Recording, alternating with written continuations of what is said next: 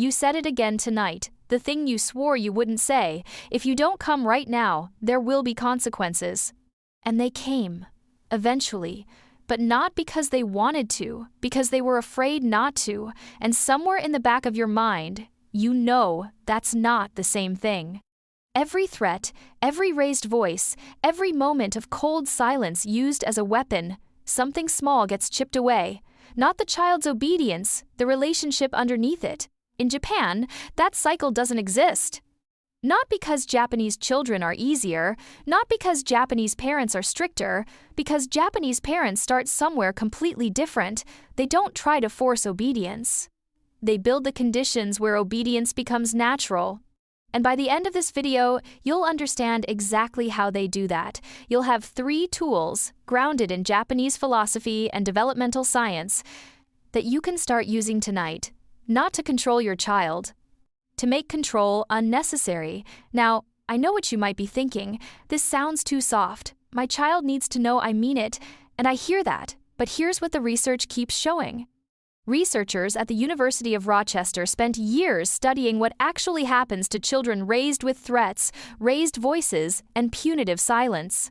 Children raised with those tools developed lower intrinsic motivation, weaker self-regulation, and a significantly higher need for external pressure to cooperate, not less. Every threat teaches a child one thing: wait for the threat, not to listen. To wait. The short-term obedience is real, the long-term cost is real too. What Japan figured out centuries before any of this research existed is that the goal was never obedience in the first place. Obedience is a byproduct. What you're actually building is something older and quieter, and it doesn't translate neatly into English. Stay with me. A 7-year-old is trying to zip up her own coat. She's been at it for 2 minutes. The zipper keeps slipping. Her mother is standing 2 feet away, watching. She doesn't step in, she doesn't reach for the zipper. She waits, and when it finally catches, small victory, slightly crooked. The girl looks up, not for praise, just to check that someone saw. That's mimamoru. In Japanese, the word is written with 2 characters. One means to watch, one means to protect.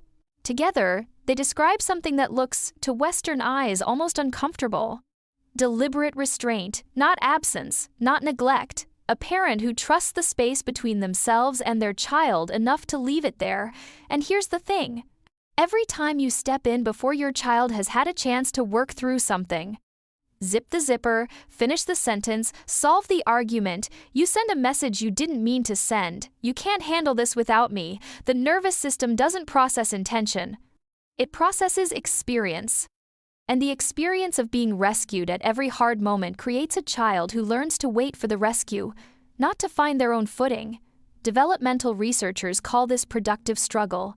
Studies from Wendy Grolnick at Clark University show that children given space to work through difficulty, without immediate adult intervention, develop significantly stronger emotional regulation than children who are consistently managed through hard moments, confidence that comes from the inside. So before you warn, before you raise your voice, before you step in, try this, 10 seconds. Not to ignore them, as a signal to your own nervous system. I am the adult in this room. I can wait, but mimamoru is only half of it. The other half is what you do with your voice. Or more precisely, what you don't do with it. Picture 2 versions of the same scene. A child 8 years old losing it over something small, a toy that broke, a snack that ran out. Version 1, the parent talks, explains, warns. The words keep coming, faster, now, louder. The child cries harder. More words, a threat, more crying. The volume in the room keeps climbing until someone breaks. Version 2, the same child, the same tears. The parent sits down on the floor, not next to the child, just nearby, says nothing, breathes. The child looks over once, looks away, looks back. Slowly, something in the room changes temperature. That second version has a name, ma. In Japanese aesthetics, ma is the pause between notes that makes music possible. Without it, there is only noise. Applied to a home, ma is the space a calm, present parent holds, not with words, but with their body in the room. And here's the thing. This is not the same as the Western silent treatment, not even close. The silent treatment is connection severed. It says, I am still here, but you are on the outside. Children feel that difference before they can name it. It doesn't calm them, it frightens them. It plants exactly the resentment it was trying to end. Ma is presence without pressure, a parent who has stopped talking, not because they've given up, but because they trust the silence itself to do the work. Just a calm body in the room that says, without saying anything at all, this is not an emergency. I am not afraid of this moment, and neither should you be. Research into autonomy supportive parenting, developed by Grolnick and Ryan at the University of Rochester, consistently shows that children of parents who use less verbal pressure develop stronger self-regulation and genuinely higher motivation to cooperate. Not because they have fewer rules, because they have more room. When your child raises their voice, lower yours. A whisper requires them to stop and listen. You are not going up, they will come down. Now, Mima Moru and Ma are tools for the moment. But what we haven't talked about yet is what makes those moments easier to reach in the first place. It's older than both concepts, and without it, neither one fully works. Think about the last time someone truly knew what you needed before you said it.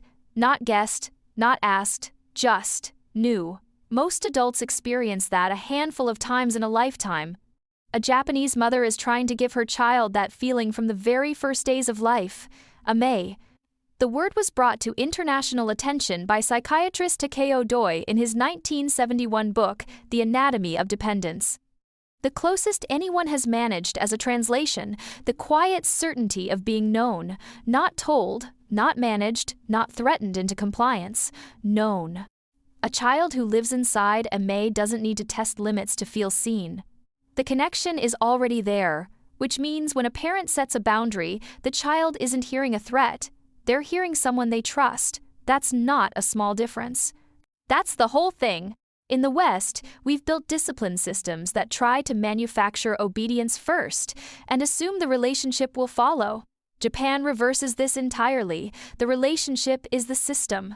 Picture a child who's been told no. No more screen time, dinner is ready, it's time to go. In a home built on threats, that no lands as a power struggle, the child pushes back not because they can't hear the rule, but because the rule feels like it's coming from somewhere outside the relationship. In a home built on a may, that same no lands differently, not as a verdict, as a signal from someone who is on their side.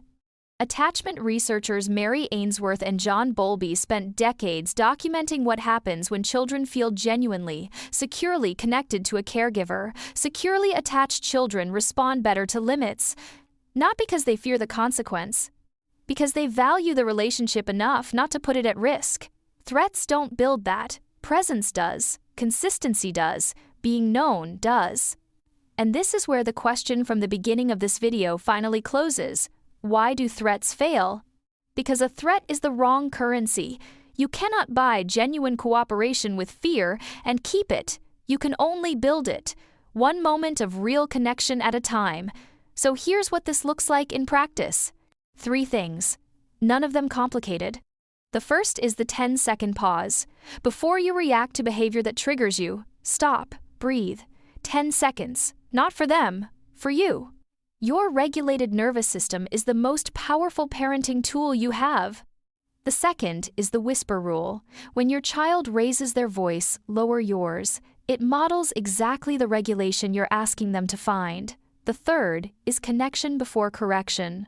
Before you address the behavior, before you set the limit, one moment of real contact, a hand on the shoulder, eye level, their name said quietly, not as a warm-up to the threat, as the foundation that makes the limit land.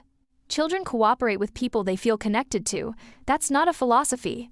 That's biology. Mimamoru, ma, amai, watch, pause, connect. These aren't Japanese secrets, they're human truths.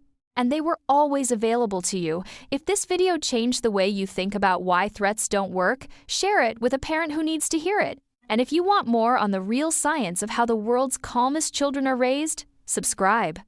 There's a lot more coming.